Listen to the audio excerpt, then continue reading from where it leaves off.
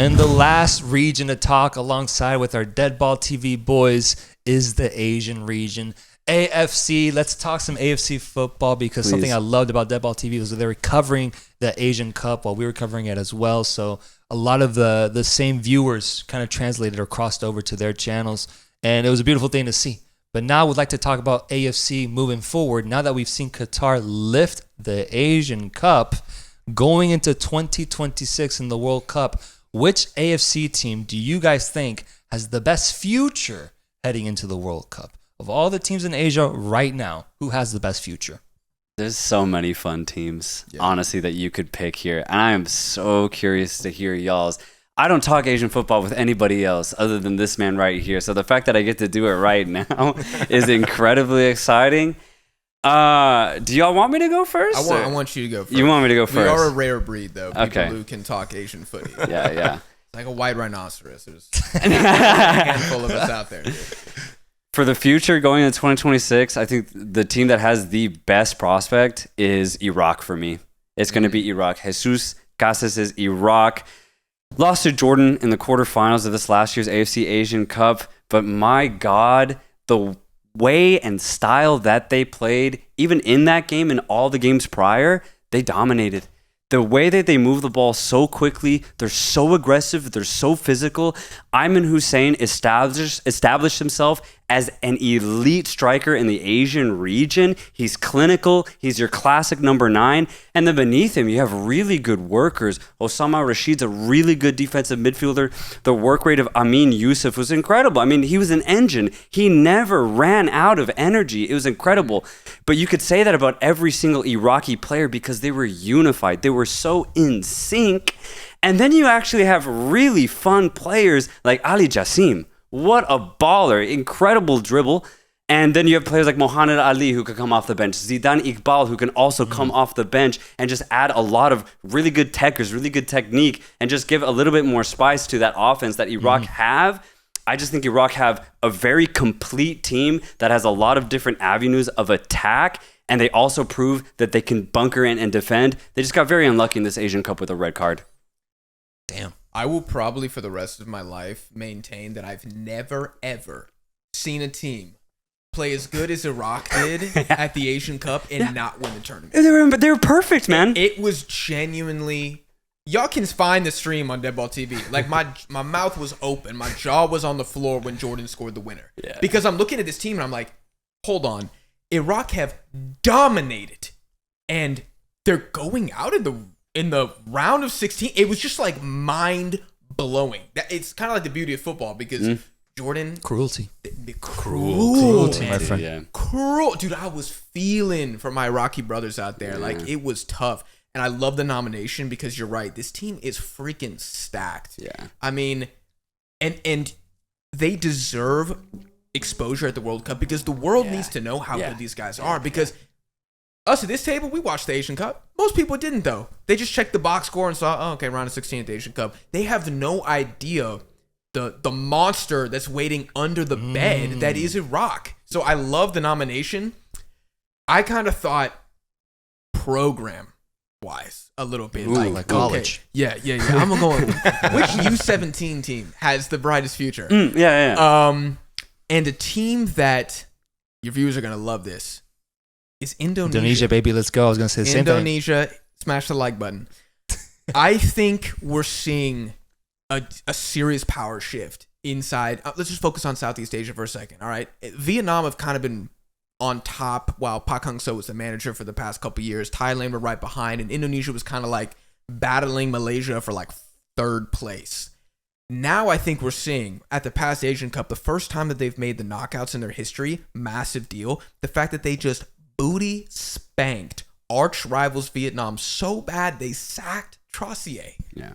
And are basically confirmed to round 3 of World Cup qualifying. Now, that might be where the story ends, but that still is a massive improvement from years prior. And we're looking at their U23 team, which just beat South Korea earlier today on penalties and qualified for the Olympics. I want to say the first time ever. Somebody check me. It might not be the first time, but they're in the semifinals now.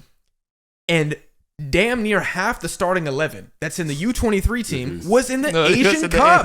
Oh, yeah. That's how young they are, man. They're the youngest team at the Asian Cup as well, and they made the knockouts, and they kind of collapsed against Australia, but it's Asian La Masia, bro. dude, it's insane right now, and a lot of that is because of their dual national program, which has completely transformed Indonesia, and it's something that Vietnam, they don't have a dual nat program. Malaysia does, but he's not bringing in the same amount of talent as Indonesia. And I think also with Indonesia, you see a country that is so football crazed, they're willing to invest the resources into getting the program where it needs to be. Is it corrupt as hell? You goddamn right. But at least there's going to be positive movement, and we can see that at the youth level and at the senior level. So I think Indonesia, will they qualify for 2026? I don't think they will, but I think they will qualify for the next World Cup in 2030, and I think they will make the knockouts again in the 2027 Asian Cup. Yeah. You stole my pick completely, and that's not to pander to my viewers or anything, but I also took the question the same way. Future, just what team has a really good youth coming up through the ranks? I do think it's Indonesia, and I agree, man. Like World Cup qualification, especially in Asia, is brutal. It's brutal, and it's unfortunate, but I do think they won't be able to qualify into the tournament. But still, the fact that they're already doing so well, that they've got Vietnam's number not once, not twice, but 3 times in a row is just such a big statement. And then you top that with what we're seeing at the U23 Asian Cup right now. It's really, really positive. Beat Australia, it's man, really good, man. And I think it's worth noting, so I'm glad you brought it up. Yeah, it's a hell of a pick. If you look at where Indonesia were 4 years ago and where they are now, probably the most improved team across the entire planet. And, Panama could also be up there. Thank you for saying that. Yeah, it's crazy how good Indonesia have gotten, considering how low in the rankings that they were literally just even a year or 2 years ago. But yeah, it's because of how young they are, man. And because of that dual national program, Ivar Jenner, Justin Human, Marcelo Ferdinand, I was so impressed. Seriously, I could not believe how good Indonesia were, considering that they're basically, at the time, a nobody country in the footballing world. So now that they're already making an impact at these youth tournaments and at the Asian Cup where they qualify for the knockout round, it's incredible what they've been able to achieve. It's a perfect pick. Indonesia, definitely one of the brightest futures in the world. And they won the esports Asian Cup. They did win the esports AFC Asian Cup. So they're also good on the They sticks. beat Japan. That should have been the first point. They good on the sticks, too.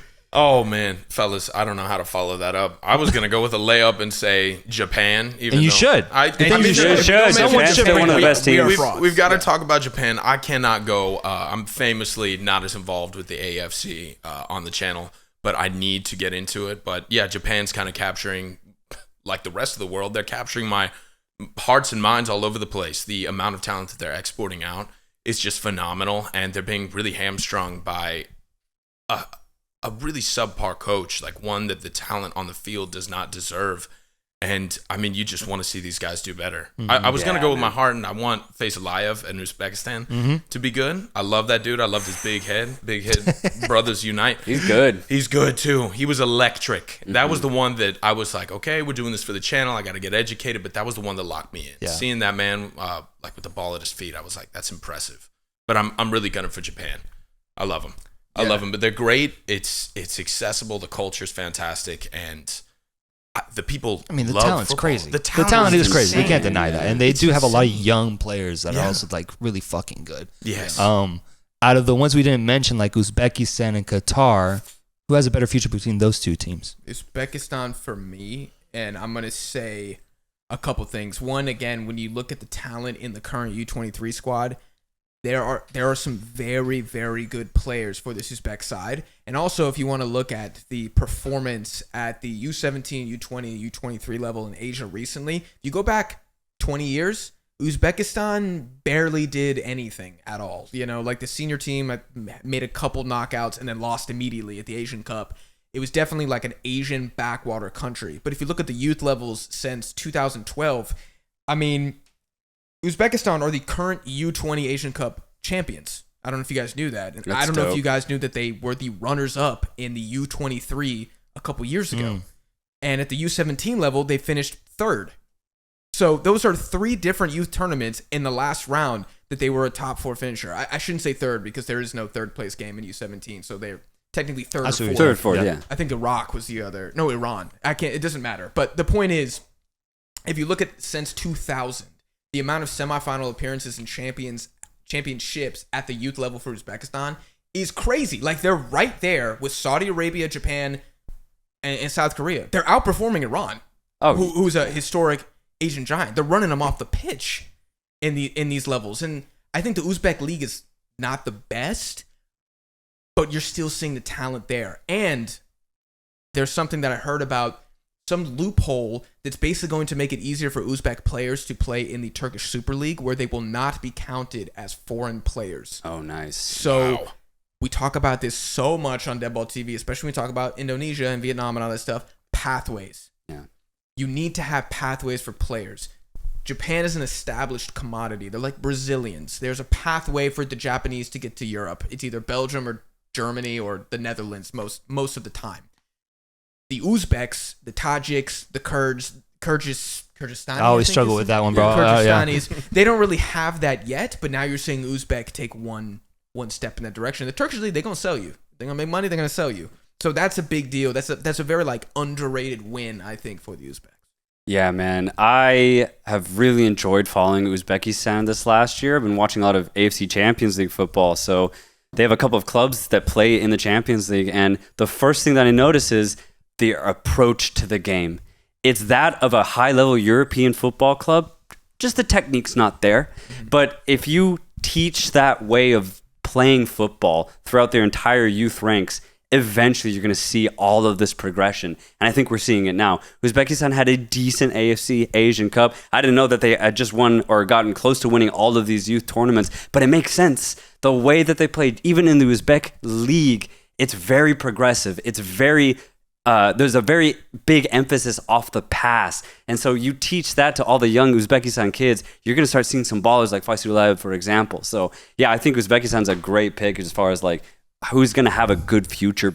Although Qatar right now do have a good team, and they continue to get decent players, but no one on, let's say, Akram Afif's level, for example. Yeah, I'm not seeing the youth talent there so much with Qatar. Yeah. I think they're a decent factory right now, but I think the golden age of like the investment in their academies, I think we've seen the best of that, at least for the next like 4 years. You know, I don't know, 2030 cycle they might be back, but for 2026, or maybe if I'm combining the next 2 cycles on ag, I still think that the Uzbeks, if we're talking about what teams had the most progression to go, you have to put the Uzbeks on there, because I mean the trophies and the accolades with the youth teams speak for themselves. And let's not forget, they lost to the Asian champions on penalties when their team was ravaged. They lost their best player, Shomurodov, days before the tournament. They had no striker the entire time. They played Uranov and Mashadipov as a striker. Neither of those guys can do that. And then Shukurov goes out injured. I think Shomurodov was also suspended. I mean, they were decimated. And they lost to penalties. Lost on penalties, Qatar. Yeah. Got to put some respect in the White Wolves, man. I'm a big fan. Absolutely. Do you think Jordan's going to get to the World Cup this time around? No. You don't think so? I think Jordan caught fire and they will lose. What if this was a sign of change for Jordan? Like, what if this is the 11 that can actually pull it off? Because when they did play really good football, honestly, they were the best team in Asia this year. Yeah. And I think it's not a fluke that they got to the final. Luck was definitely involved outside of that Iraq game. Jordan played some really electric football when they were on it. I think that's the only game they got lucky. Yeah, I agree. I don't think they got lucky against Tajikistan or anybody else. And I think they they killed them. Yeah, and I think they got unlucky against Qatar in the final. Yeah. The thing with Jordan is I just look at them and I wonder, I could totally be wrong. I just wonder if their style of play is better for knockout football than it is for like a long qualifying cycle. And they're not even guaranteed round 3 yet, bro. They have Tajikistan and the Saudis. For sure. If they lose another game, they're done pretty much. So that's another thing that's kind of stacked against them, whereas like teams like Japan they're just not threatened in the group. They got North Korea and Myanmar, for the love of God. You know, talking about different. Right. You know, not everybody's dealt the same hand, and the Jordanians kind of have a difficult one here. Same with Tajikistan. Like they had such a good campaign. It sucks that they're in the same group as Saudi Arabia and Jordan. I'm surprised that we haven't mentioned a country that has a superstar. 38 years old is not one of the teams of the future. And I'm not surprised that we haven't mentioned South Korea. Oh shit! I'm going India, baby. Oh, you going India? Oh, word. No, I wasn't going to India. I don't know where I was going. I'm being sarcastic. India's future? No, nothing. Absolutely finished. There's no way. Yeah. They're actually trash, they might bro. qualify into the third round somehow. They're in second place right now. You do realize if they get to round 3, they're probably getting 4 points. Oh, I do realize that. Yeah. I want to ask you guys, and this is something that I've never landed on. What's the deal with countries with massive populations, and I understand that maybe China and India are not football centric, but I'm looking at Mexico, the largest Spanish speaking nation on the planet. Hey, whoa. Let's not compare Mexico to India, bro. No. But they are historic underperformers, right? Especially recently, right? They do really well at the Copa America. What are you getting but right at? now, they don't have, to me, the amount of population that they have, it's ridiculous. Oh, for sure. That they have to find Argentine coaches to coach them. We for whatever reason, the world loves an Argentine coach. I get it. You've deserved so much more. You've deserved so much more than the coaches you've been working with, right? The talent that you have should be stupendous. There's no reason that Uruguay is putting out bigger superstars or more superstars, right? And we talked about the development on the channel of how hard it is to get a Mexican star out of Mexico, right? Why would you want to leave? You're literally a superhero playing for your childhood club. I totally understand, right? But with like China and India, I mean, the 2 most populous countries in the world, how are they not in these conversations? And I want your opinion. This isn't something that I have a definitive opinion on. More Mexico, if anything, at least there's a reason I can point to. Yeah. And maybe India, you could say, okay, big cricket guys. Fantastic. Yeah. But why? So many people, and football being a massive sport, at what point does it become a numbers game? It's That's not. so true. Because we don't have the evidence. I think what's weird is you could make a parallel between Mexico and India and saying that infrastructure doesn't really allow their domestic players to fully succeed, right? Liga MX, famous for keeping their players and not letting them go past the Liga MX level into Europe. And then India, famous for being cricket focused country, and also just not having the infrastructure or the support to, have football success. China's weird though, because they have tried to improve the infrastructure over the last decade. That project kind of died out though, like 4 or 5 years ago. And so now China's in this weird limbo stage where they tried to improve the infrastructure. It didn't work. And now they're back to square one where the football is just not good. China's a weird case. Because you look at like the Olympics and it's always the US, Russia, and China, the top teams. And China's so good in so many different sports. It's not just one sole sport. But for soccer, for football, they just can't figure it out. I think with China, it's like they tried and they started making the right moves, but they didn't stick with it long enough. Like you can't go hard in the Chinese Super League for 5 years and expect you to like qualify for a World Cup. Like you can't go on the ketogenic diet for 3 days, and if you don't lose 10 pounds, we're like, well, it doesn't work. Like, bro, you didn't do it long enough. Yeah. You weren't even in ketosis. That's what the Chinese are basically doing with football development. They weren't in ketosis yet. And in their defense, the senior team is abysmal. It's abysmal, devoid of any talent. The youth team at the U23 Asian Cup, I actually thought they had some bright moments. They should have beaten South Korea and probably should have advanced from the group. It was a little more attacking. There was some individual tech on display. I was very surprised. They ended up getting beaten by a very clinical South Korean side, and I think they finished third in the end. But if I got to put money on this table, which country bounces back first, China or India? I'm putting the farm on China, bro. Because China have also already done things at the Asian Cup. They've already made semifinals of this tournament. India are so irrelevant that I honestly don't even want to discuss them on this podcast. They are that terrible of a national team. Like, Guatemala would body India. Genuinely. They destroy them. Nicaragua honestly would have a good chance too. Yes. Yeah. Yes. Oh, you catch if the Indian national team played an away game in Haiti, they'd probably lose 4-0. Like, they are so terrible. And I don't want to beat up the piñata, but sometimes I just gotta counter the fan base, dude. Y'all have seen it. Yeah. Y'all have seen the tidal wave. I saw it. Y'all have seen it. You got it from the Indians, man. Oh, dude. Hey, they were real quiet after that Uzbekistan stream, though. Mm-hmm. They kept saying it. I'll see you tomorrow. I said, okay, I'll see you tomorrow at 7 o'clock. I got up 6:45, brushed my teeth, turned on the camera. I didn't see him, though. Faisal ushered them from the premises. Yeah. It was weird. Where'd they go? I have no idea. I'm still looking for them. Oh, shit. They're the cricket matches. Oh, shit. Yeah. They went back to the cricket matches. I did. I mean, I couldn't. Some of the At comments what were point gone, does this too. get disrespectful? It was a crazy At one thing. point, I don't know. I was about to say them and the Australians, but you know. You got the Aussies against you? No. I was saying they're both watching cricket right now. Oh, okay. For this discussion. I think that's a good transition, actually. I think Australian football, and I'd love to hear what you guys think. I think it's kind of stuck right now. Yeah. But I mean, is that super surprising? No, it's a little. I just because like when I think of Australian football, they've had some really good footballers over the years, but they've never really focused on it. They have the A-League's decent, but that's about it. Yeah. And they always have players in Europe. You know, they have that huge Scottish contingency that goes on, right? Mm-hmm. And they find ways into other European leagues. Hrustic in Italy, for example. What did Hrustic do? That's the thing, though, is that the overall ceiling for an Australian footballer has proven to not be that high. So it's like, are they stuck? Yes. Am I surprised by that? No. Do they have European talent? Yes. Will that make them competitive in Asia? Absolutely. But I think they always play at a good, very solid level for Australia. And I think that's where Australia always lies. But I guess you're more so saying that they're going to get way worse?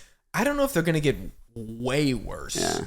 I think they could get worse, though. Like, I just don't see the youth prospects. Yeah. That is very concerning. And I'm sorry, bro, but playing for like Hibernian or Hibernathian, I don't know how you pronounce it in Scotland, that's not a good enough level. There should be more Australians in like the Bundesliga in France and leagues like that. You rarely see them. I mean, like Harry Sutar is a unicorn because he's in the championship. Yeah.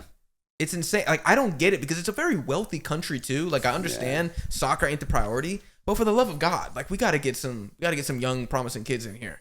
It is interesting, though, because their best player for me for the last couple of years has been Jackson Irvine. Yeah. But he wasn't necessarily a youth prospect either. Like, he got good once he was like 24, 25, 26. So I think that's how Australia kind of operate. Yeah. They just have a lot of players in Asia and in Europe, and they just pick the best 11 that works in whatever tournament they're going to play in. And I think that's just how Australia operate. But yeah, I agree. Youth prospects, it's not there. I don't know if it really ever is there, though. Yeah, that's true. That's the point I was gonna make. Is that I feel like they're late bloomers over in Australia. Yeah. Like I never really hear about it, like an upcoming Australian player that's like on the rise.